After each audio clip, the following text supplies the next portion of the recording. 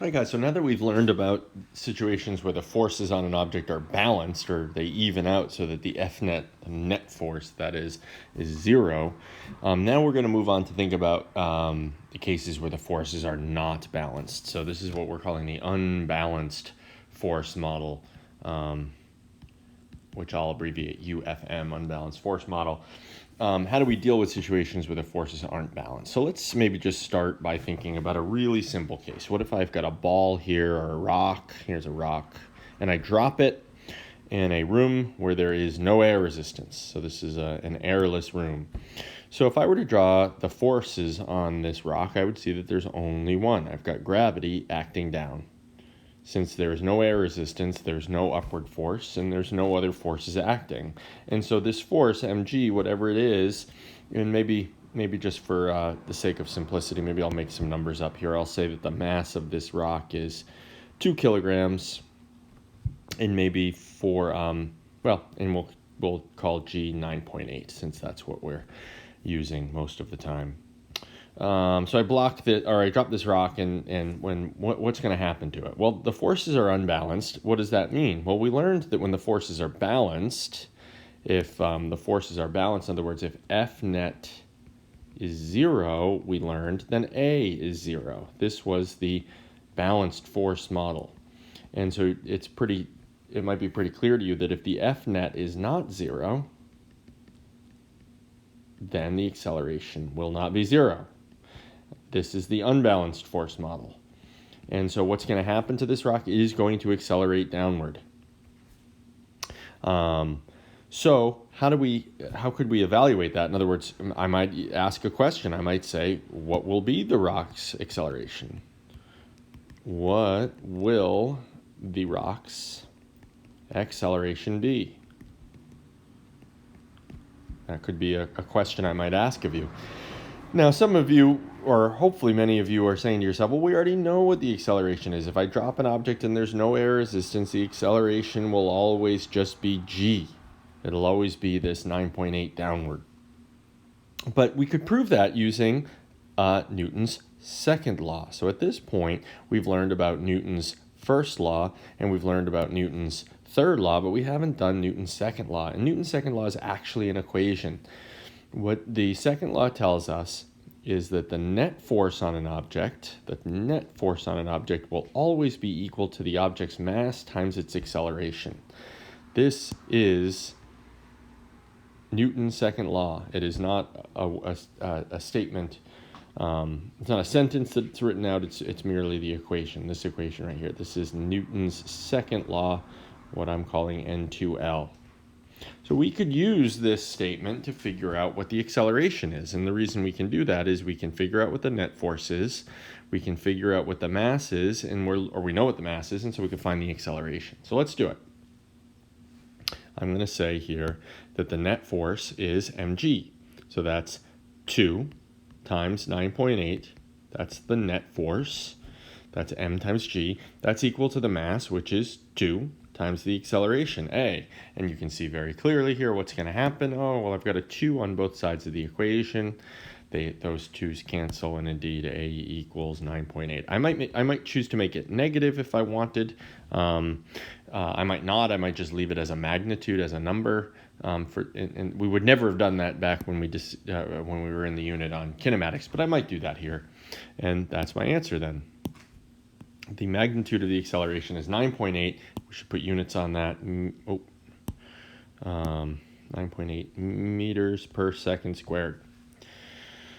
All right, well, that's not very interesting. It turns out the unbalanced force model, this unit, is a fairly involved unit. In fact, it'll probably be our longest single unit of the year. So as we'll see, as we get into more and more interesting scenarios, using F net equals ma will become more and more interesting. Maybe some of you might find it challenging. We'll see. So let's try some other circumstances, some other examples of problems that might showcase how interesting Newton's second law is. So let's imagine here, what if I had the following situation. Let's imagine I've got a surface here, and maybe for right now, we're going to imagine that surface is frictionless. So we're going to, again, just kind of ignore friction for now. And I've got two blocks. Let's say I've got a block here. Here's a block right there.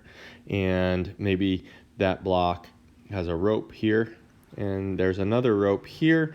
And attached is a smaller block here, like this. Okay, so here are my two blocks right here and right here on this frictionless surface, and I've got a rope here and a rope here. And let's go ahead and give these blocks some masses. I'm going to call this one M1, and I'm going to say M1 has a mass of, let's say, 3 kilograms. And I'll call this one M2, and I'll give M2 a mass of 2 kilograms. And what I want to imagine here is that I come in with my hand, and I pull right here, and I pull right here on the rope. And maybe I'll just label that. We're going to apply a force right here, FA. Here's my applied force. And I'm going to make that applied force 10 newtons. And then I'm going to ask two questions based on this fairly simple setup. But we'll start with number one. The first question I'm just going to say is, maybe I'll be sneaky about how I word this question. I'm going to ask, what's the acceleration of M2? And that's a little bit of a sneaky wording, and I think you'll see why. So this is the first question I want to ask. And if you'd like to pause the video and try to solve it yourself, feel free. But I'm going to go ahead and see if we can figure out how to do this. Okay, so where to start? Well, I might just go ahead and start plugging in F net equals MA, but it's not clear what the net force is. It's not clear what M is. I've got these two different objects. Which M do I use? It's a little bit tricky. So here's the problem-solving method that I'm going to suggest to you, and maybe I'll put this over here. So the an N2L method. I'm going to suggest to you when you're doing these problems to follow these 3 steps. Step 1, I'll just write them out and then I'll try to determine, and then I'll try to explain this in the problem. Step 1 is to determine the system. And when we say system in physics, what we mean is the system is the object or objects that you are considering in the problem. That's all we mean. The system is a fancy word for the object under consideration. So once we've determined the system, then we're going to draw the FBD, the free body diagram for that system. And then once we've drawn the FBD, then we can take a look at our free body diagram and determine what the net force is. And once we've got the net force, then I can go ahead and use F equals ma, Newton's third law. So this is going to be our 3-step method for solving problems using Newton's third law. Determine the system, draw the FBD, and then plug into F net equals ma. So let me show you how that will work in our problem over here. So I actually think this is the reason the wording is tricky, I think, or sneaky, is that the fact that I asked what's the acceleration of M2 might point you to say, oh, so M2 has to be the system. And you're not, in this problem, going to use M2 as the system. In fact, you cannot use M2 as a system in this problem. And the reason being is that M2 is connected by this string to M1. So M2 cannot accelerate without M1. They have to accelerate together. So for my system, the system, step 1 here, is got to be both blocks, because they accelerate together. So that's a little bit sneaky. If I'd asked, for instance, if the question said, what's the acceleration of both blocks, then it wouldn't have been quite so sneaky. So that's number 1. Number 2, draw the FBD. So what are the forces that act on the system? Now, remember, when I'm drawing an FBD of the system, that means this dot represents both blocks. I don't have to draw any of the forces inside of the system. So what are the forces that are going to act? Well, we're going to have gravity acting downward, mg. We're going to have normal force pushing the blocks up, normal force. And then I've got the applied force. Okay, that's my FBD. I don't have to split the two objects up. This dot represents both blocks. And then I can see that, of course, gravity and normal force are going to cancel, which means that the applied force is the net force in this case. So now I go ahead and I use F net equals ma, and then I say, all right, F net equals ma. The net force I've indicated is just this applied force, that's 10. What's m? Well, again, I've chosen both blocks, so the mass has to be the combined mass of 3 plus 2, or 5. Again, since I've chosen both blocks as my system, m is the combined mass, 3 plus 2. And that means that we're going to get an acceleration here of 2 meters per second squared. So that's, I think, a fairly tricky question. Let's try another one. I'm going to do a follow-up question on the same setup. So we've got the same two-block system, and I'm going to ask here. Maybe I'll ask.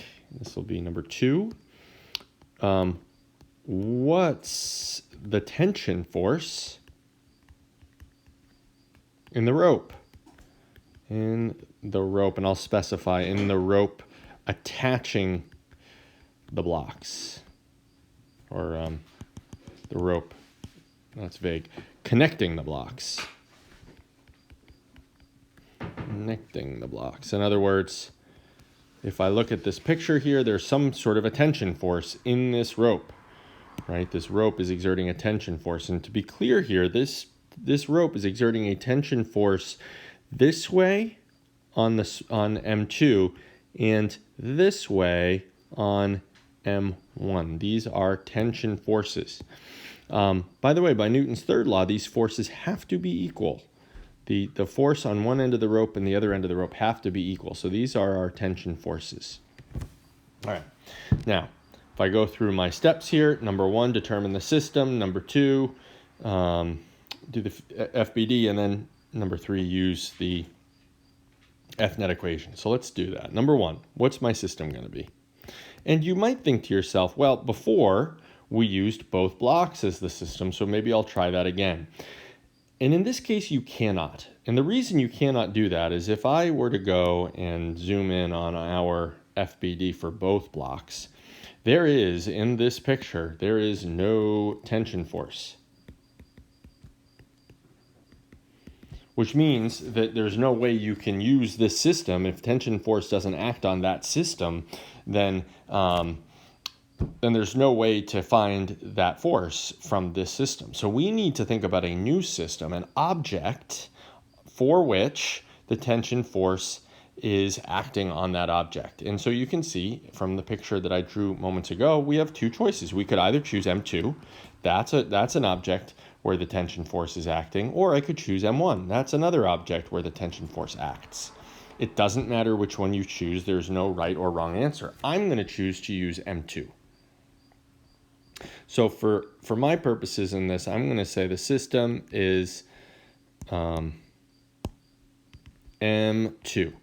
So let's draw the FBD for M2. Here's M2. That dot now represents just M2.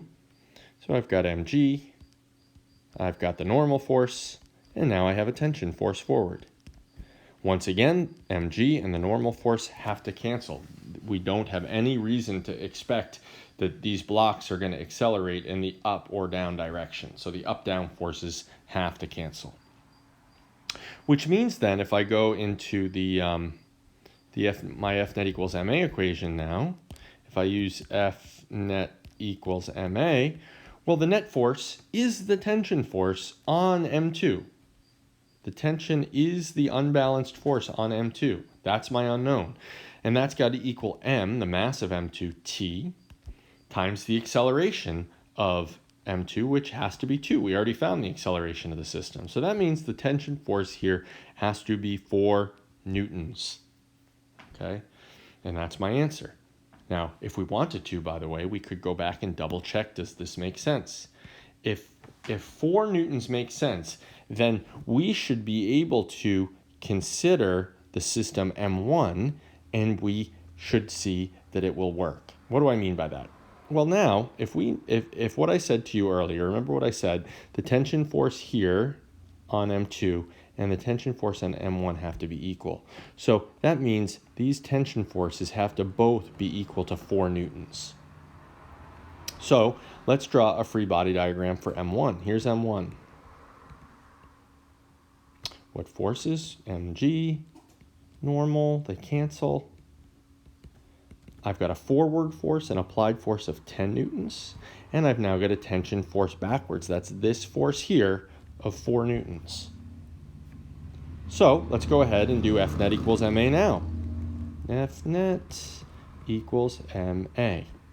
Well, what's the net force? Well, I've got 10 newtons to the right, 4 newtons to the left. So I'm going to write 10 minus 4. Note, I always choose when I'm doing this, when I write the net force, I always do bigger minus smaller for the net force. I always do bigger minus smaller. And that means that I never have to worry about positives or negatives. I just know it's going to be positive. So that equals 3 times the acceleration. All right, so what is this? This is 6 equals 3 times A, which gives me A equals 2. And that does indeed check out because we said in the very first part of this problem, we noted here that the acceleration was 2. So it's good that I got the same acceleration. That's consistent, which is good. All right, so that's an example of how you can use Newton's second law to solve a fairly complicated problem.